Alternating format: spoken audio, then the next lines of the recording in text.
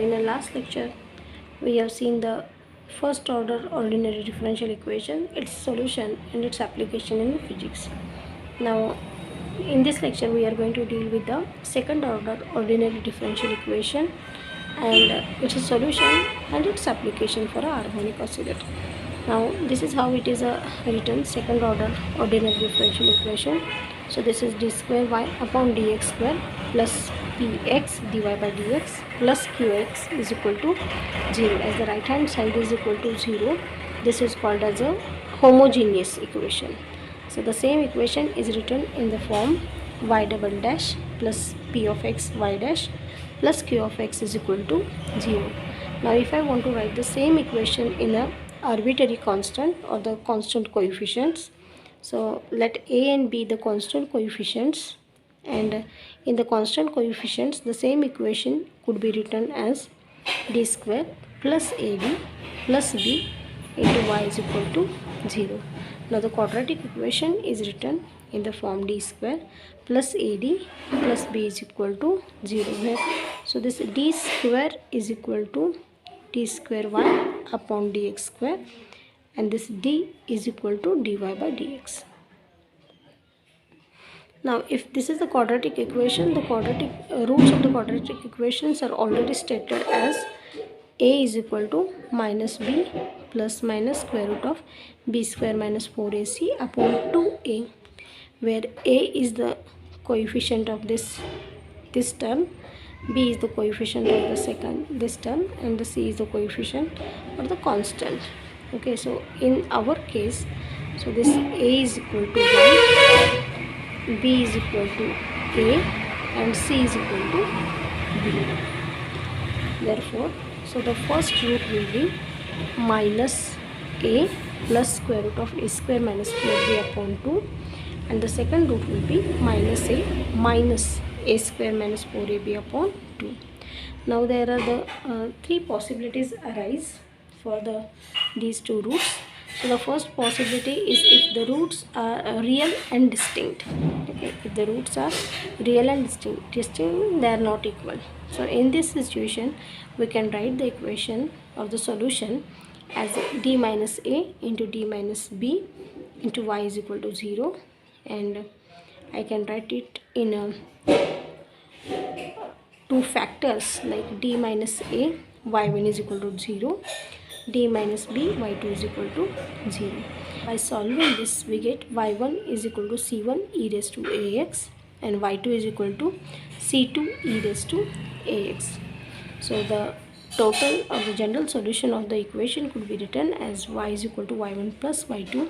By adding these two terms, we will get c1 e raised to ax plus c2 is, if the roots are real and repeated, then means a, so this a and b are equal, that the equation could be written as d minus a into d minus b into y is equal to 0, which can be also written as d minus a into y1 is equal to 0, d minus a into y2 is equal to 0.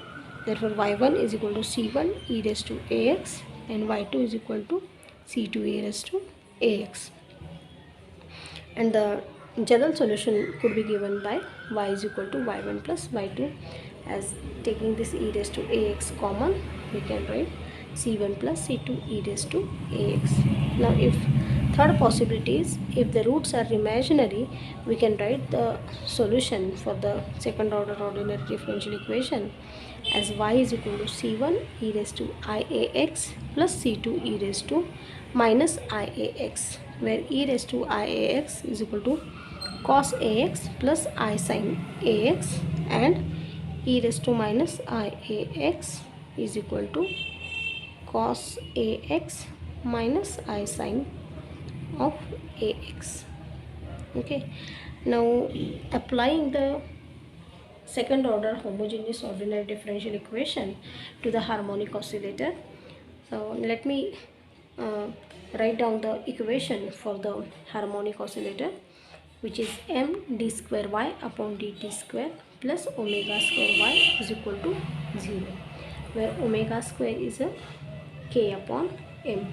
So for this type of equation, the roots are imaginary, and therefore we can write the solution for the equation as y of t is equal to a raised to a into e raised to I omega t plus b into e raised to minus I omega t. So we know the values of I e raised to I omega t and e raised to minus I omega t. So just let's put the values of e raised to I omega t and minus I omega t as cos omega t plus I sin omega t and cos omega t minus I sin omega t. Now for some values, like say omega t is equal to 2 pi n, so this I sin omega t and cos omega t turns out to be 0 and 1 respectively. So where n is equal to 0, 1, 2. For these cases, so this time period t is equal to 2 pi n upon omega, and we have already know that this omega square is equal to k by m. Therefore omega is equal to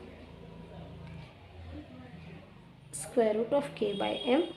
Okay, just putting the values of this omega here, we are going to get the time period t is equal to 2 pi n upon into square root of m by k. Thus we can see that by using this second order differential equation and finding the solution for that, we can find out the value of the time period in a harmonic oscillator.